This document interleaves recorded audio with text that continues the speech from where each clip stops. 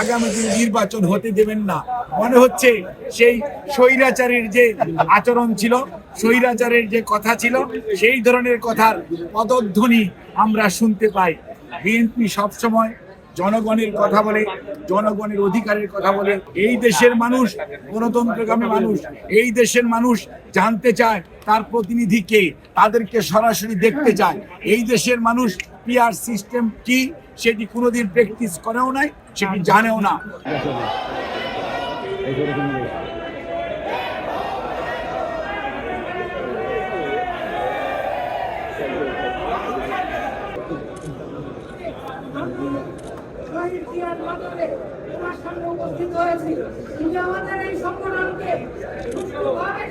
প্রতিষ্ঠাকালীন অনেক সদস্য এবং আমার বয়োজ্যেষ্ঠ অনেক নেতা যাদেরকে নিয়ে আমরা দীর্ঘ সময় যাবৎ দেবের এবং পয়সাজীবীর রাজনীতিতে আমরা সক্রিয়, তারা আজকে উপস্থিত হয়েছে। সেই সাথে প্রধান নির্বাচন কমিশনার জনাব সচিব বিজনকান্তি সরকার, উনিও আমাদের মাঝে উপস্থিত হয়েছেন। অর্থাৎ 9 তারিখের বিষয়টি যদি আপনারা দেখেন, বিএনপি সবসময় জনগণের কথা বলে, জনগণের অধিকারের কথা বলে, গণতন্ত্রের কথা বলে। চিকিৎসকরা তাদের সরাসরি ভোটের মাধ্যমে তাদের আগামী দিনে কে নেতৃত্ব দিবে সে দায়িত্ব দিয়েছে ডাক্তার হারুন এবং ডাক্তার শাকিলের নেতৃত্বে। এবং এখন ওনাদের দায়িত্ব হচ্ছে সবাইকে সাথে নিয়ে ঐক্যবদ্ধভাবে পেশার জন্য এবং দেশের স্বাস্থ্য ব্যবস্থার জন্য কাজ করা যায়, সেই লক্ষ্যে ওনারা ওনাদের পলিসি নির্ধারণ করবে। এবং আমরা দৃঢ় আশাবাদী যে আমাদের এই নির্বাচিত প্যানেল ইনশাল্লাহ স্বৈরাচারের রেখে যাওয়া জঞ্জাল মুক্ত করে বাংলাদেশের মানুষের জন্য একটি আস্থাশীল স্বাস্থ্য ব্যবস্থা গড়ে তোলার জন্য তাদের দায়িত্ব যথাযথভাবে পালন করবে। আর আজকে আমরা অনেক কথা শুনতে পাই, কেউ কেউ বলেন, হুমকি দেন যে আগামী দিনে নির্বাচন হতে দেবেন না। মনে হচ্ছে সেই স্বৈরাচারের যে আচরণ ছিল, স্বৈরাচারের যে কথা ছিল, সেই ধরনের কথার পদধ্বনি আমরা শুনতে পাই। সেজন্যই আজকে আমরা আশঙ্কিত হই অনেক সময় যে নির্বাচন নিয়ে ষড়যন্ত্র হচ্ছে।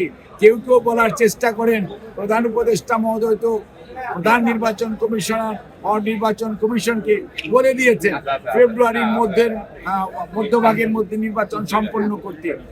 বান্ডেল থাকলে প্রতি সেনমানিতে টাকা বাঁচবে। বিকাশ সেনমানি বান্ডেল কিনে জিতুন প্রতি লেনদেনে। আর যখন আমরা শুনতে পাই সরকারের একটি অংশ এখনো যারা সরকারের সাথে সম্পৃক্ত আছেন, সেই অংশের পক্ষ থেকে কেউ কেউ যখন বলেন নির্বাচন এটা না করলে হতে দিব না, ওটা না করলে হতে দিব না, আবার গণতন্ত্রের কথা বলবেন।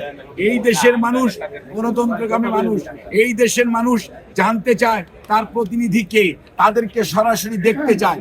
এই দেশের মানুষ পিআর সিস্টেম কি সেটি কোনোদিন প্র্যাকটিস করেও নাই, সেটি জানেও না। পৃথিবীর অনেক দেশে পিআর আছে, নন পিআর আছে, বাট সবচেয়ে বড় গণতান্ত্রিক দেশ হচ্ছে আপনার ভারত, তারপরে বলেন ইউকে, তারপরে বলেন ইউএসএ। ওখানে কোথায় পিআর পদ্ধতি অনুসৃত হচ্ছে? কোথাও না। কাজেই মনে রাখতে হবে, জনগণ তার প্রতিনিধিকে সরাসরি দেখতে চায়, নির্বাচিত করতে চায়, দায়বদ্ধ করতে চায় এবং তাকে জবাবদিহিতার আওতায় আনতে চায়। কাজেই কোনো অবস্থাতেই যারা পেছনের দরজা দিয়ে ক্ষমতার স্বাদ গ্রহণ করার জন্য চিন্তা ভাবনা করছেন, তারাই হয়তো পিআর পদ্ধতির কথা বলে থাকেন। কিন্তু আমরা অত্যন্ত স্পষ্ট ভাষায় বলতে চাই, জনগণের মনের ভাষা বোঝার চেষ্টা করুন। এই জনগণ বিগত প্রায় 8 সন থেকে 24 সন পর্যন্ত তাদের সরাসরি তাদের যে মালিকানা সেটা ফেরত পায় নাই। বিভিন্ন ধরনের নির্বাচন হয়েছে, আমি সেদিকে যেতে চাই না, কিন্তু আজকে মানুষের জন্য আকাঙ্ক্ষা হচ্ছে আমার ভোট আমি দেব, যাকে খুশি তাকে দিব, নির্বিঘ্নে দিব, নিঃসংকোচ চিত্তে দিব। কাজেই যারা আজকে ধমক দেন নির্বাচন হতে দেবেন না, তারা কি ভেবে দেখেছেন? জনগণ কি এটা চায়? জনসমর্থন কি এটাতে আছে? আপনারা মব কালচার সৃষ্টি করছেন, দেশের আইন শৃঙ্খলা পরিস্থিতি কোন দিকে নিয়ে যাচ্ছে, দেশের শিক্ষা ব্যবস্থা গত 1 বছর যাবত কি ধরনের পড়াশোনা হচ্ছে সেটিকে আপনারা লক্ষ্য করে দেখেছেন? আপনারা সব সময় বলেন যে নতুন প্রজন্ম, আমরা কি পুরনো প্রজন্ম আর আপনারাই কি নতুন প্রজন্ম? কখনোই না।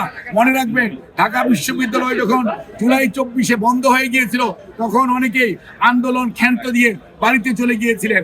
এই বাংলাদেশের বেসরকারি বিশ্ববিদ্যালয় এবং পাবলিক বিশ্ববিদ্যালয় ঢাকার বাইরে যারা ছিল, ছাত্র জনতা, রাজনৈতিক নেতৃবৃন্দ সবাই ঐক্যবদ্ধভাবে সেই আন্দোলনকে টেনে নিয়ে গেছে। সেই আন্দোলন 5ই আগস্ট তার কাঙ্ক্ষিত ফল অর্জন করতে পেরেছে এবং স্বৈরাচার পালিয়ে গেছে। কাজেই এটি ঐক্যবদ্ধ জনতার আন্দোলন, ঐক্যবদ্ধ ছাত্র জনতার আন্দোলন, কোনো একক গোষ্ঠীর এই আন্দোলন নয়। কাজেই কেউ কোনো অবস্থাতেই ধমক দিয়ে বাংলাদেশের মানুষকে দাবিয়ে রাখবেন। ইতিহাস শিক্ষা দেয়, যারা